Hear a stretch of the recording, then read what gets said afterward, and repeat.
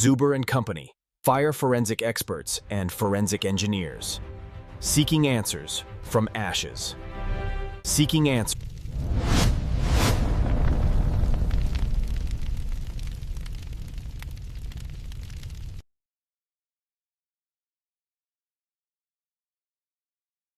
ఒక్కసారి ఊహించుకోండి, తమిళనాడులోని కృష్ణగిరిలో ఓ పెద్ద మామిడి గుజ్జు ఫ్యాక్టరీ. బిజినెస్ భలే లాభాల్లో ఉంది.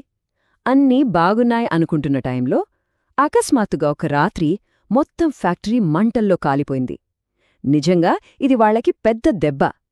కాని పర్లేదు, ఇన్సూరెన్స్ ఉంది కదా, అంతా సెట్ అవుతుంది అనుకున్నారు. కాని వాళ్లు అస్సలు ఊహించనిదొకటి జరిగింది. ఈరోజు మనం ఇదే ప్రశ్నకు సమాధానం వెతుకుదాం.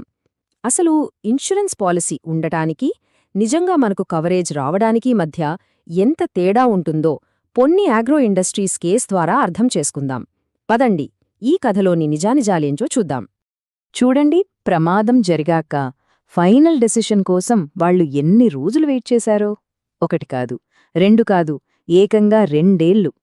ఆ 2 సంవత్సరాల పాటు ఆ బిజినెస్ పరిస్థితి ఏంటో, వాళ్లు ఎంత టెన్షన్ పడ్డారో ఒక్కసారే ఆలోచించండి. ఇది నిజంగా షాకింగ్ కదా. 2 పాలసీలున్నాయి, కోట్లలో నష్టం జరిగింది, అయినా సరే క్లెయిమ్ మొత్తం రిజెక్ట్ చేశారు. ఎందుకు?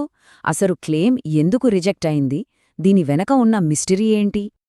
సరే, ఇప్పుడు ఇన్సూరెన్స్ కంపెనీ వైపు నుండి చూద్దాం.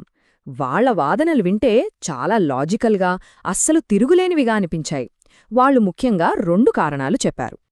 వాళ్ల మొదటి వాదన అర్థం కావాలంటే మనం పక్కా, కచ్చా నిర్మాణాల మధ్య తేడా తెలుసుకోవాలి. సింపుల్గా చెప్పాలంటే, పక్కా అంటే ఇటుక, సిమెంట్ లాంటి శాశ్వత మెటీరియల్తో కట్టింది. అదే కచ్చా అంటే తాటాకులు, గడ్డి, వెదురు ఇలాంటి తాత్కాలిక వస్తువులతో కట్టింది. మీకే తెలుసు, కచ్చా నిర్మాణాలకి ఫైర్ యాక్సిడెంట్ రిస్క్ చాలా ఎక్కువ ఉంటుంది. ఇన్సూరెన్స్ కంపెనీ సరిగ్గా ఇదే పాయింట్ పట్టుకుంది.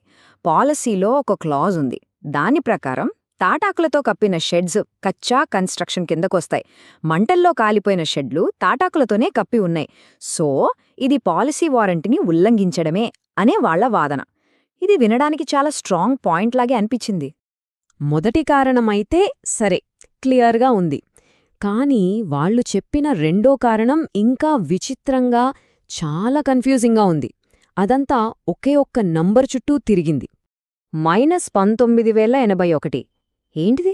సర్వేయర్ లెక్క ప్రకారం ఫ్యాక్టరీలో మిగిలి ఉన్న మామిడి గుజ్జు డబ్బాల సంఖ్య అట. ఎవరికైనా ఆశ్చర్యం కలగదా? స్టాక్ అనేది మైనస్లో ఎలా ఉంటుంది? దీన్నే నెగటివ్ స్టాక్ అంటారు. ఇదొక రకమైన అకౌంటింగ్ లెక్క అన్నమాట. సర్వేయర్ లాజిక్ ఏంటంటే, వాళ్ల లెక్కల ప్రకారం స్టాక్ మైనస్లోకి వెళ్ళింది అంటే దాని అర్థం అక్కడ కాలిపోయిన సరుకు అసలా కంపెనీది కాదని. ఒకవేళ ఆ సరుకు వాళ్లది కాకపోతే దానిమీద వాళ్ళకి ఇన్సూరబుల్ ఇంట్రెస్ట్ అంటే బీమా ప్రయోజనం ఉండదు, కాబట్టి క్లెయిమ్ ఇవ్వాల్సిన పనే లేదని వాదించారు.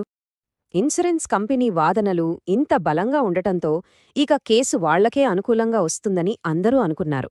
కాని అసలు కథ ఇక్కడే ఒక ఊహించని మలుపు తీసుకుంది. ఈ ఒక్క ప్రశ్నతోనే మొత్తం సీన్ మారిపోయింది. ఇప్పుడుదాకా ఇన్సూరెన్స్ కంపెనీ చెప్పిన వాదనలన్నీ ఇప్పుడు తలకిందులు కాబోతున్నాయి. ఇది అస్సలు ఎవ్వరూ ఊహించని నిజం. ఇన్సూరెన్స్ కంపెనీనే కోర్టుకి ఇచ్చిన సాక్ష్యం. అంటే పాలసీ డాక్యుమెంట్తో పాటు ఇచ్చిన ఒక యానెక్షర్ 2లో కచ్చా నిర్మాణాలకు కూడా ఇన్సూరెన్స్ వర్తిస్తుందని చాలా స్పష్టంగా రాసి ఉంది. ఈ ఒక్క డాక్యుమెంట్తో ఇన్సూరెన్స్ కంపెనీ మొదటి వాదన మొత్తం కూలిపోయింది. కమిషన్ ఏం చెప్పిందంటే, కచ్చా నిర్మాణాల వారంటీ ఇక్కడ అప్లై అవ్వదు, ఎందుకంటే దానికోసం స్పెషల్గా ప్రీమియం కట్టించుకున్నారు. కాబట్టి ఆ షెడ్లల్లో ఉన్న స్టాక్ కూడా ఇన్సూరెన్స్ కింద కవర్ అవుతుంది. అంతేకాదు, ఇన్సూరెన్స్ కంపెనీ అసలు ప్రపోజల్ ఫామ్ని సబ్మిట్ చేయలేకపోయింది. ఇది కూడా వాళ్లకు వ్యతిరేకంగా పనిచేసింది. సరే, మొదటి వాదన అయితే కొట్టేశారు. మరి రెండో వాదన సంగతేంటి? ఆ నెగటివ్ స్టాక్ మిస్టరీని ఇప్పుడు విడదీద్దాం. అసలు సర్వేయర్ ఆ నెగటివ్ స్టాక్ అనే నంబర్కి ఎలా వచ్చారో చూద్దాం. వాళ్లు బ్యాలెన్స్ షీట్ నుంచి ఓపెనింగ్ స్టాక్ తీసుకున్నారు, దానికి ఆ సంవత్సరం ప్రొడక్షన్ కలిపారు, తర్వాత అమ్మకాలని తీసేశారు. ఇలా వచ్చిన టోటల్ స్టాక్లోంచి సేఫ్గా ఉన్న పక్కా గోడౌన్లోని స్టాక్ని, వేరే వాళ్లకి సంబంధించిన స్టాక్ని తీసేస్తే వాళ్ల లెక్కల్లో కచ్చా షెడ్లో ఉన్న స్టాక్ నెగటివ్లోకి వెళ్ళిపోయింది. అయితే కమిషన్ ఈ లాజిక్ని అస్సలు ఒప్పుకోలేదు. వాళ్ల తీర్పు చాలా క్లియర్గా ఉంది. అకౌంటింగ్ లెక్కలు కళ్ల ముందు కనిపిస్తున్న నిజాన్ని కాదనలేవు. సర్వేయరే స్వయంగా 1,50,000కు పైగా డబ్బాలు కాలిపోయాయని ఫిజికల్గా చూసి రిపోర్టిచ్చారు. అలాంటప్పుడు కేవలం పుస్తకాలలోని లెక్కల ఆధారంగా అక్కడ స్టాక్ లేదని చెప్పడం కరెక్ట్ కాదని కమిషన్ తేల్చేసింది. అసలు ఇన్సూరెన్స్ ఉద్దేశమే అక్కడ భౌతికంగా ఉన్న వస్తువులను కాపాడడం కదా. ఇంత సుదీర్ఘ పోరాటం తర్వాత కేసు చివరి దశకొచ్చింది. మరి ఫైనల్గా ఏం జరిగింది? ఈ మొత్తం కథ నుండి మనం నేర్చుకోవాల్సిన ముఖ్యమైన పాఠమేంటి చూద్దాం. ఇది నేషనల్ కమిషన్ ఇచ్చిన ఫైనల్ జడ్జ్మెంట్లోని ఒక పవర్ఫుల్ స్టేట్మెంట్.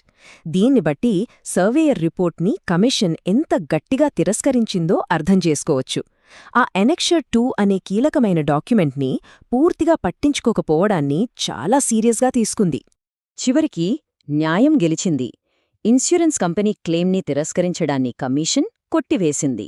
పొన్నీ అగ్రో ఇండస్ట్రీస్కి అనుకూలంగా తీర్పు వచ్చింది. ఈ కేస్ నుండి మనం నేర్చుకోవాల్సిన పాఠాలు చాలా క్లియర్గా ఉన్నాయి. 1, పాలసీలోని ప్రతి పదాన్ని, ప్రతి పేపర్ని జాగ్రత్తగా చదవాలి. చిన్న అక్షరాల్లోనే అసలు విషయం దాగి ఉండొచ్చు. 2, నిపుణులు చెప్పారని గుడ్డిగా నమ్మేకూడదు. వాళ్ల లెక్కలు లాజికల్గా అనిపించినా అవి నిజానికి దూరంగా ఉంటే వాటిని ప్రశ్నించాలి. 3, మన రికార్డులన్నీ ఎప్పుడూ పక్కాగా ఉంచుకోవాలి. సరైన డాక్యుమెంటేషన్ ఉంటేనే ఇలాంటి క్లిష్టమైన పరిస్థితుల్లో మనం గట్టిగా వాదించగలం. ఈ కథ ముగించే ముందు ఒక్క ప్రశ్న.